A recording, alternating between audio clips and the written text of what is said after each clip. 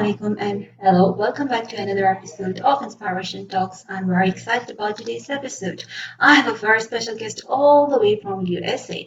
Anna Scoby is with us. She's a communication coach. So, in order to know how to overcome by public speaking fear and how to improve your communication skills, I would like to welcome Anna Scoby. So, before any delay, let's welcome Anna Scoby. Hi, Anna. How are you doing today? Hello, I'm very excited to be here. How are you? I'm good too. First of all, thank you so much for being part of Inspiration Talks, Anna.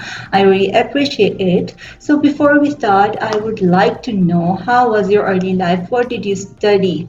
And where were you born? I was born in Ukraine and I immigrated to the United States when I was 16. And now I can say that I had spoken English longer than I have spoken my native language. I now speak in English, I think in English, and I think I consider English as one of my primary language.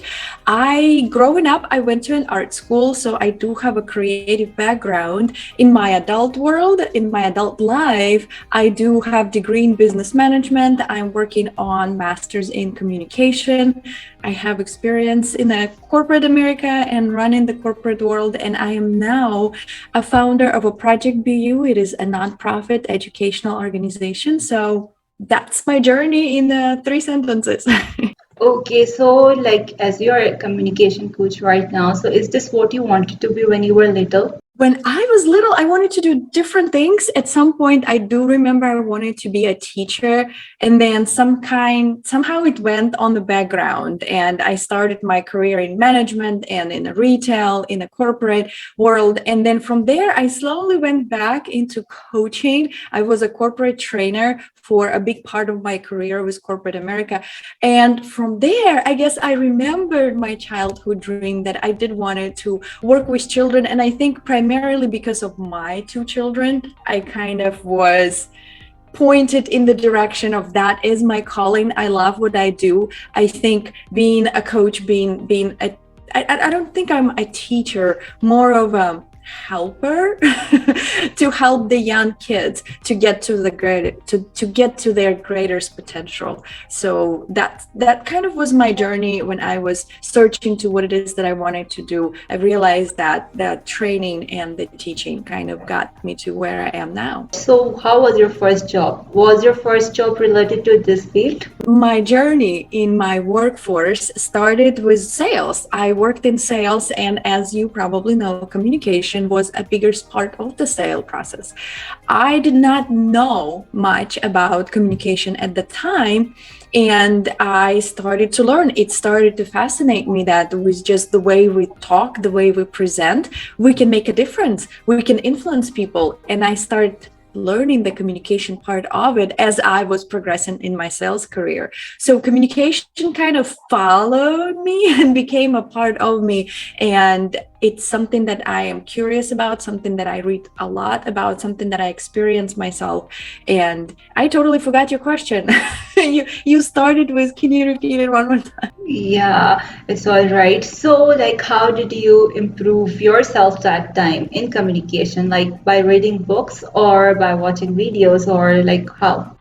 I think it was a mix of combinations. When I worked in sales, I wanted to know more of how to produce, how to be more effective. So I started to read books. I did a few sales training, of course, watched a few videos. And from there, it kind of took me to different places. I've met different people. I joined a Toastmasters International. It's a worldwide organization that works on communication skills for adults. And it probably gave me that boost of confidence that I can be a better communicator. And at some point, I realized that what I've learned, I can teach others, because communication is something that, especially when English is your second language, communication is something that is so imperative to expressing ourselves, and as learning different languages and learning how to do it in the different languages. That's part of a success, part of the journey of the communication. So communication has always been as part of my journey. That's right. Communication plays more important role than the languages. If you know how to communicate, then everything goes well. So as you were like working in sales, at first, so like how hard it is to sell things. So any tips how to grow business, how to increase the sales? Well, there's so many things you can do with sales. I think if I can point a few most important ones, is realizing that the sales process is not about you as a person. Yeah. When whoever is buying it from you buys it or doesn't buy it from you, it's not because you are a bad person or a good person. A lot of times they buy or don't buy because they need it or they don't need it. And as the salesperson, what you can do is to discover that need through the communication. So in sales, it's very, very, very important to not take things personally, because it's really not personally. There's so many factors that influence the sales process, so it is not personal. And having a communication, having the dialogue with that person in front of you, from the first hello to how was your day, and really mean it, of getting to know them, because when we get to know each other, we're able to provide better solutions. And when we provide better solutions and we speak the language of that person in front of us, they'll be more willing to buy from us or share time with us. Okay, so like for sales, we need to understand the other person first, and then we are able to sell. Like For this the is how it most part, works. it's a process. Okay, so for example, Anna, if I give you a glass, it's like what tips would you recommend about selling? Well, there's so many questions that comes with that. Yeah. Who are we selling it to? What kind of glass it is? So for me to be able to sell it, and that could be another part of the advice with the sales, you need to do your research. You need to understand what is so special about the glass. What are the needs of the person who's standing in front of you? What are some things? What are the circumstances? Are we somewhere in a desert when it's super hot? Then I don't think there's going to be any challenges selling the glass of water. However, if we are in the cold, freezing weather, that might be a different challenge. So in order to get this work, you have to understand the background that comes with it. So I don't think I can sell this glass right now because I don't have enough information. I don't know who we're selling it to. I don't know what's the purpose for that glass. What do we do with that? So I'm not sure this is effective element of this. I'm not sure, unless you have a little bit more information to give me about the glass. Okay, for example, if I show you this mug, then would you like to say on this? This feels like a test in school when the teacher just walks in and says, you know what, I have a surprise for you. We're having a test. Yeah, like many people have fear of stage. Whenever they go on stage, they have fear by seeing the audience. So how to overcome by public speaking fear? Any tips on that? Well, there is many different ways to handle the public speaking fear. There is a physical reaction that we get. There is an emotional reaction that we get when we have to present.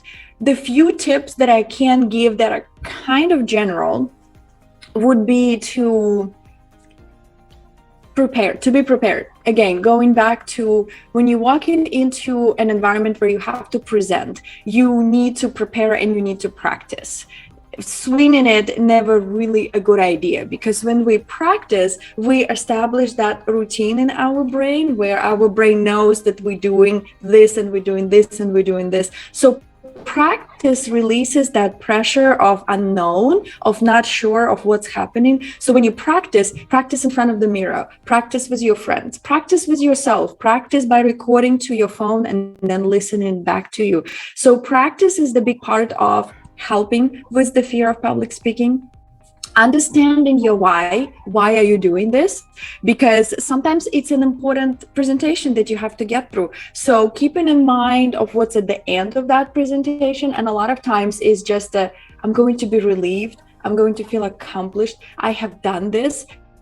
So that's kind of a thought process. You can also work with this from an emotional point of view, where you can say, do I know these people? Do I not know these people? Will I ever see these people again? does this really matter, or is it just something that is done in the moment? So realizing that kind of a talk, that you often look more nervous, you feel more nervous than you look nervous. You can walk on stage and be totally a nervous wreck inside, but outside your body look like you are totally composed and you're totally ready and you're totally comfortable and confident. So you are feeling, a lot of times, feeling more nervous than you are looking more nervous. And a lot of times your audience doesn't notice that. So you just keep going. Another thing to remember, that panic before you presenting usually lasts about a minute or so. So if you can breathe through that minute, you will then be able to compose yourself and to present again. So breathing is another important physical and emotional part of it, because when we get nervous, often we get tense. And when we get tense, our muscle kind of cramped up, and that prevents us from inhaling and exhaling fully. So remembering and reminding yourself to breathe in and breathe out is another good idea as a part of overcoming the anxiety, overcoming the fear of a public speaking. There are many breathing exercise that you can find these days on the YouTube, and some of them work better than others depending on a person. So if a breathing is something that is helping, I would suggest before presenting, practicing different techniques and see which one works for you so you can do it. There is one technique, then you inhale and you count to 5, you hold it for a few seconds, and then you exhale and count to 5. There is another technique when you keep going, you keep breathing, you don't hold. So there are different techniques. So trying different ones and see which one works for you. But as long as you're breathing and reminding yourself to breathe. What about other than breathing techniques? I started to talk about chewing something or eating something or swallowing something, like drink of water, because when we're going through the process of, it's going back to the human, to the animal kingdom. When animals are in danger, they run. When animals are calm, they eat. So we, as being part of the animal kingdom, when we are eating, we are telling our brain that we are okay.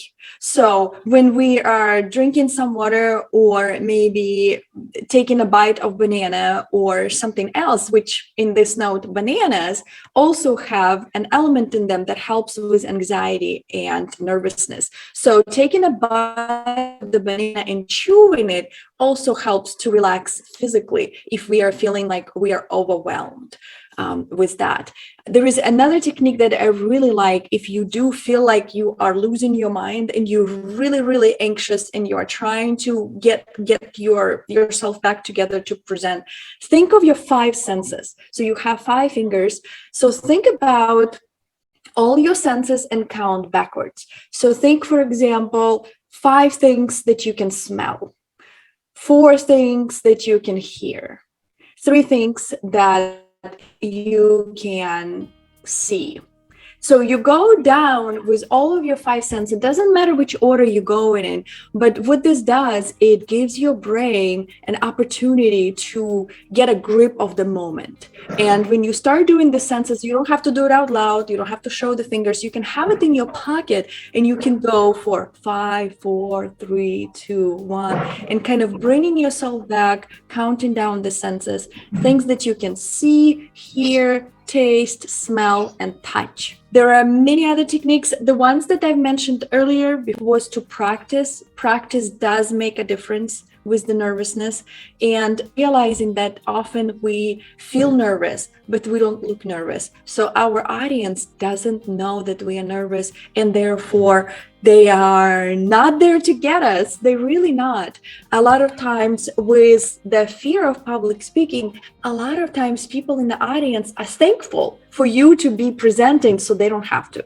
So they all really want you to succeed. They're not there listening for any of your mistakes because they don't know your mistakes. They've never seen your presentation. They've never seen your speech. So even if you do make a mistake, keep going. They don't know it. Don't point to it. Don't remind them of it. Just keep going with your speech. Keep going with your presentation, because most likely audience is just there to listen to you and not to judge you for the most part. Hope it helps. As you've mentioned, that audience is there not to judge, but people, when you are on the stage, you get feared by this word only about the judgment. Like you feel like people will judge you if you make a little tiny mistake. What will happen if you make this mistake? What will people think of you that you're not pro in this, etc. So how to overcome by such thoughts? Not to worry about it. Really, I mean, that's just kind of a rude awakening statement. In a sense, the audience is there not, they don't know you made a mistake because they don't know what you were going to say. They don't know what you planned in your speech. They can't read your mind. So they're not gonna know you made a mistake because they don't know how it's supposed to go for the most part. If you find yourself worrying about judging, and if you find yourself, keep in mind this, there are many studies that have been done that said that we as humans, for the most part, are pretty self-centered, which means we think about ourselves most of the time. We like talking about ourselves most of the time, which means when we hear other people talking or other people presenting, most of the time, we don't really pay attention to them. So with that in mind, really, people will most likely hear the beginning of your speech and the end of your speech. So it is very, very unlikely that they're going to listen so closely through all of your speech, however long that is, and point out all of the mistakes. Our brain just doesn't work like that. Most of the time, they will hear just the pieces of your speech and they will take the pieces of the speech. So they won't know the mistakes that were made because they're not really paying attention. That's right. I completely agree. People won't remember what even happened, but every person has their own fear. So let's move towards some fun questions. And I would like to know, if you win a lottery ticket, for example, infinite amount of money, how will you spend that money? I have not been asked that question before.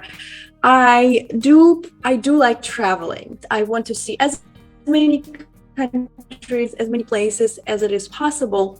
And I would like to contribute to the places that I come and visit. I would like to contribute with the money that I do have, but by assessing their needs and providing what's necessary. So if the country I'm visiting has challenges with housing, that I would like to be able to visit, build the houses for those who need it, and then go to the next place. If some place I'm visiting needs a school, I would like to build a school and contribute to the school and then move on to the next country. So I would love to visit as many countries as possible, travel with my loved ones, travel with my children, and to be able to contribute to the economy of that country and to solve some of their challenges. That would be a perfect spending. Yeah, that's even great. So all the best for it. I really wish you travel. So what about if you had a chance for time machine? Would you prefer to go in your past or in your future? I would probably want to go a little further in my past so I can meet some of the ancestors that I haven't had a chance to meet because they had passed away before I was born. And of course, would love to travel in the future just to see what the future brings, the whole curiosity. So I don't know, I'm torn between the two options. I would want to do both. Okay, so that's even great to know. I mean, like, you want to go in your past to meet ancestors, and in the future to know more about your future. That's a great thing. It's fine to go in your past and to go in your future and be in the present even. So what about if you get a chance to live anywhere, for example, any country for one whole year? What country will you choose? I would say maybe I can pick a continent.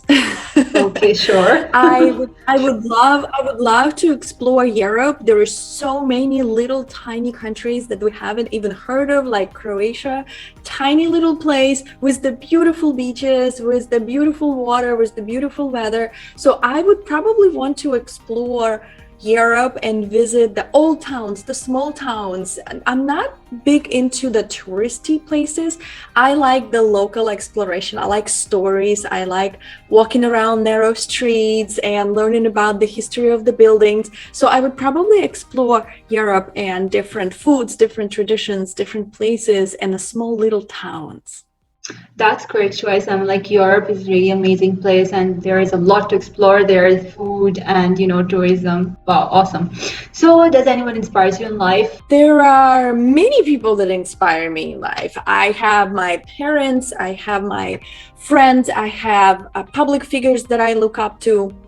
And I think it's a combination of what I was taught growing up and information that I received from the books, from trainings, but a lot of it is people around me, people who I'm fortunate to have an amazing network with people around me who are there for me, and a lot of times they are my inspiration. I look up to them for support. I look up for them when I'm down, for them to kind of pick me up. I look up to them when I need a little bit of a cheering up, and asking their advice and asking for their support, for their wisdom. I think I like collecting wisdom with people in my surroundings, in my immediate circle, the ones that I know that I can call in and they will be able to push me, or those who can call me and say, hey, you're not doing this, you can do better, you should be doing this better. And my most important two inspirational figures are my children, because they are constantly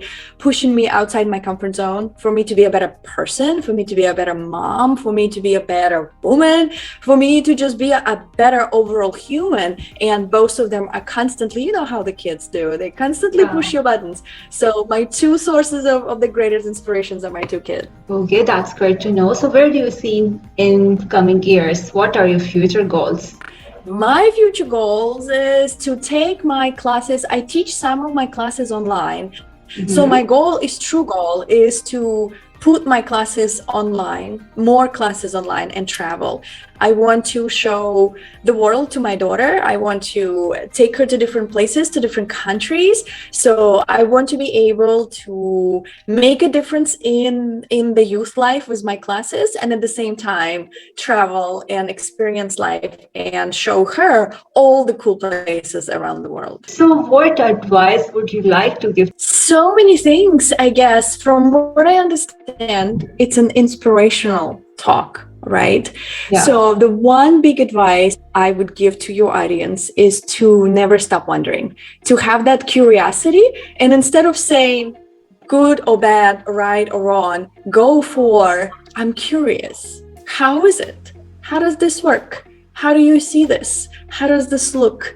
Where are you coming from? So instead of judging, be curious, so you can understand people around you. Because I think when we are curious about each other, we connecting with each other. And when we are connecting with each other, we are then making this world a better place. So stay curious. Yeah, that's right. I completely agree with the point which you have mentioned. It was great talking with you, Anna. I really enjoyed talking with you. Here is a small gesture from me to you. So would you like to say something in the end, Anna? Thank you for having me. This was an interesting experience. You really kept me on my toes with your questions. Okay. Once again, thank you so much, Anna, for being part of Inspiration Talks, and see you all in another episode with another guest. So where was I? We were in the topic of sales, right? I ran out of time to make myself a coffee. I would have had my mug.